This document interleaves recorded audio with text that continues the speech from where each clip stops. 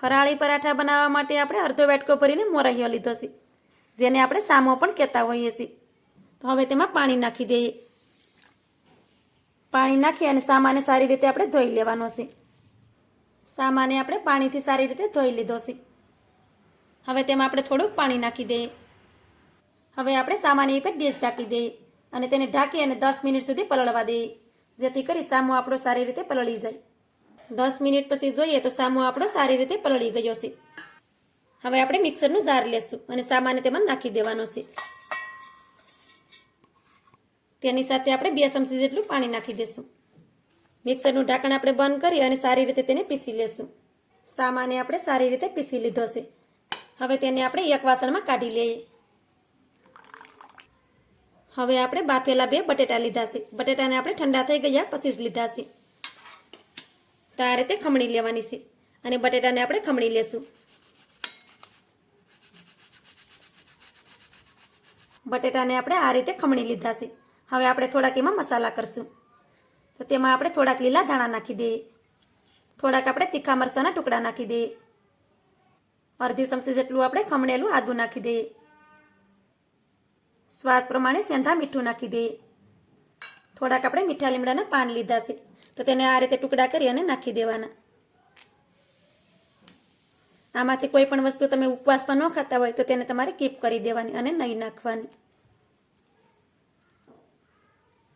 થોડુંક આપણે જીરું નાખી દઈએ. અડધી ચમચી ભરીને આપણે લીંબુનો રસ નાખી દઈએ. હવે આપણે બધી વસ્તુને સારી રીતે મિક્સ કરી દેવાની છે.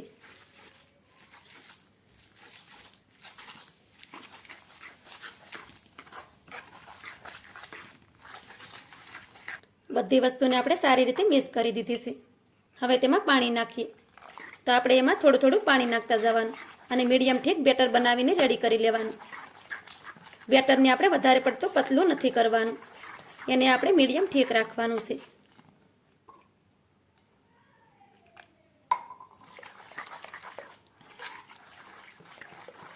તો આપણે આમાં 4 થી 5 ચમચી જેટલું પાણી નાખ્યું છે અને આપણું બેટર બની અને રેડી થઈ ગયું છે.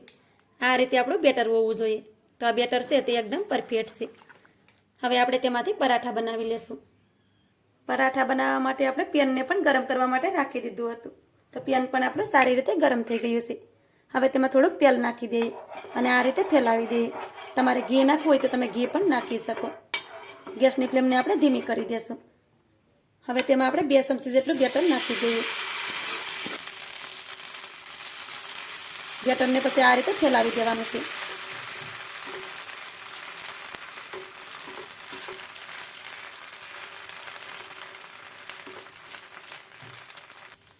આ રીતે આપણે બેટરને ફેલાવી દીધું છે. હવે તેની ઉપર ઢાંકણ ઢાંકી અને અડધી મિનિટ સુધી તેને કૂક કરી લઈએ. અડધી મિનિટ થાય એટલે ઢાંકણ ખોલી અને જોઈ લેવાનું. અડધી મિનિટ પછી તમે જોઈ શકો છો કે પરાઠું આપણું ઉપરથી એકદમ ડ્રાય થઈ ગયું છે. હવે તેને બીજી સાઈડમાં પલટાવી દઈએ.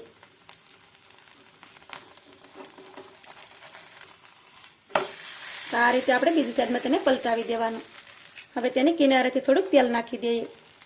હવે તેને બીજી સાઈડમાં પણ આપણે સળવા દઈએ. પરાઠાને આપણે બંને સાઈડમાં ફેરવતા ગયા છે અને સારી રીતે સળવા દીધું છે. તો તમે જોઈ શકો છો કે પરાઠું આપણું સરસ રીતે સળી ગયું છે. હવે તેને કાઢી લઈએ. આ રીતે તેની ઉપર કલર આવી જાય પછી તેને કાઢી લેવાનું, કેમ કે પરાઠું આપણું સરસ રીતે સળી ગયું છે. તમે જોઈ શકો છો કે એકદમ પતલું પરાઠું બન્યું છે.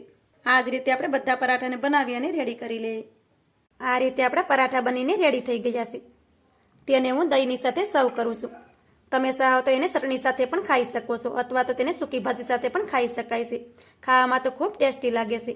તો મારી આજની રેસીપી તમને સારી લાગી હોય તો લાઈક કરી કોમેન્ટ કરી દેજો. ચેનલ પર નવા હોય તો ચેનલને સબસ્ક્રાઈબ કરવાનું ભૂલતા નહીં. તો મળીએ એક આવી જ નવી રેસીપીની સાથે. ત્યાં સુધી બધાને જય માતાજી.